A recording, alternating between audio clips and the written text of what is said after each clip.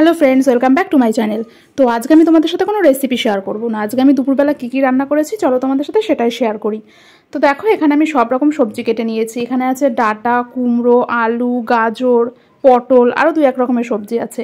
তো এই সব সবজিগুলোকে দিয়ে আমি নিরামিষ তরকারি রান্না করব।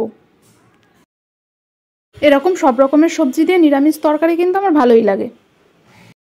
সবজিগুলোকে আমি ধুয়ে দেখো একটা থালার উপর তুলে নিয়েছি। আর এদিকে দেখো, এদিকে আমি মাছ রান্না করব। সেই আলুটা কাটা রয়েছে, মাছের আলুটা। আর এখানে আছে বেগুন, এই বেগুনগুলো ভাজবো। আর এখানে আছে এই যে রুই মাছ, এই রুই মাছটাই আমি রান্না করব। বাড়িতে রুই মাছটাই একটু বেশি খায় সবাই, ভালো। অন্যান্য মাছ তেমন একটা ভালো খেতে চায় না। রুই মাছটা রান্না করলে মোটামুটি সবাই ভালো খায়। এদিকে দেখো, মশলা বানানোর জন্য আমি একটা বাটিতে লঙ্কা আর আদা নিয়ে নিয়েছি। প্রথমে আমি মাছের ঝোলটা করে নেব। তার জন্য লবণ আর হলুদ দিয়ে প্রথমে মাছটাকে ভালো করে মাখিয়ে নেব। এই রুই মাছ বাড়ির অন্যান্যরা সবাই ভালো খেলেও আমার কিন্তু অতটা ভালো লাগে না। আমি আবার জ্যান্ত মাছটা ভালো খাই। জ্যান্ত মাছটা আমি আর বাবাই ভালো খাই, আর অন্যরা খেতে চায় না। এই বাড়ির 2 ছেলে তো খাবেই না জ্যান্ত মাছ। 2 ছেলে মানে আমার বর আর দেওর, মানে ভাই। এরা দুজন তো খাবেই না জ্যান্ত মাছ।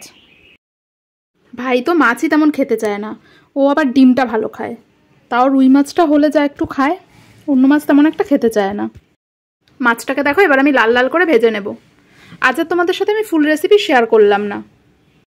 এবার দেখো আমি মশলাটা বানিয়ে নেব। বাটিতে আমি লঙ্কা রেখে দিয়েছিলাম, সেই লঙ্কার পেস্ট বানিয়ে নেব।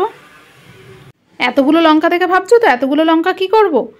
তো এতগুলো লঙ্কা হলো 2-3 দিনের মশলাটা আমি বানিয়ে রাখবো একবারে। কারণ প্রতিদিন মশলা বানানো না একটা ঝামেলা। মশলাটা বানিয়ে ফ্রিজে তুলে রাখলে 2-3 দিন হয়ে যায়। দেখো লঙ্কার পেস্ট বানানো হয়ে গেছে। এবার আমি আদাটা পেস্ট করে নেব। এই মিক্সচারের বাটিতেই আমি আদাগুলো দিয়ে এটার একটা পেস্ট বানিয়ে নেব।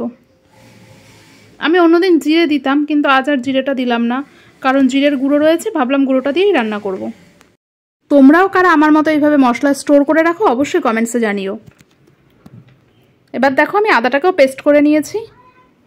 এবার এটা একটা বাটিতে ঢেলে নেব। আমার রান্না করতে যেটুকু মশলা লাগবে আমি নিয়ে বাদবাকিটা আমি ফ্রিজে রেখে দেবো। এতে আমার 2-3 দিন হয়ে যাবে। তোমরাও কিন্তু এইভাবে 2-3 দিনের জন্য মশলা স্টোর করে রাখতে পারো ফ্রিজে। 2-3 দিন অবধি ঠিক আছে, এর বেশি দিন হয়ে গেলে কিন্তু এই মশলাটা দিয়ে তরকারি রান্না করলে সেই টেস্ট আর লাগে না। এবার দেখো মাছগুলোকে আমি ভালো করে লাল লাল করে ভেজে নেব। মাছগুলো ভাজা হয়ে গেছে। এবার আমি একটা প্লেটে মাছগুলোকে তুলে নেব।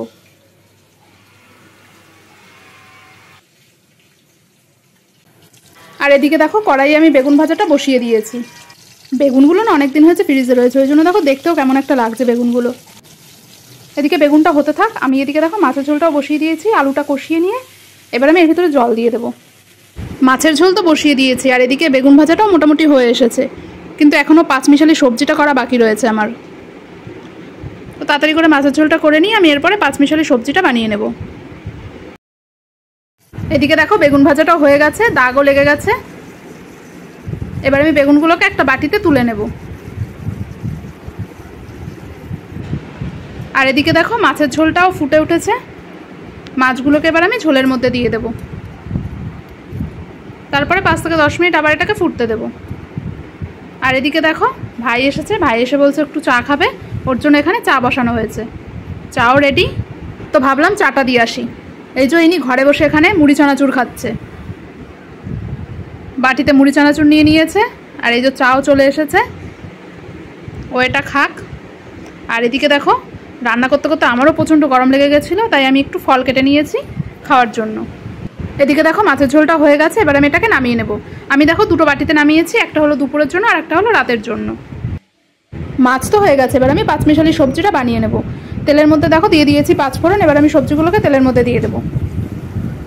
এরকম 5 মিশালি সবজি হলে কিন্তু আমার মাছও লাগে না, এই দিয়েই আমার খাওয়া হয়ে যায়। সবজিটা কড়াইয়ে ঢালতে গিয়ে দেখো আমার হাতটা কেমন কাঁপছে। আমি সবজিগুলোকে কেটে এত বড় একটা থালায় রেখেছি যে কড়াইয়ে ঢালতে গিয়ে আমার খুব ভয় লাগছিল যে সবজিটা পড়ে না যায়। এবার দেখো লবণ, হলুদ, আদা বাটা, লঙ্কা বাটা সব কিছু দিয়ে আমি সবজিটাকে ভালো করে কষিয়ে নেব।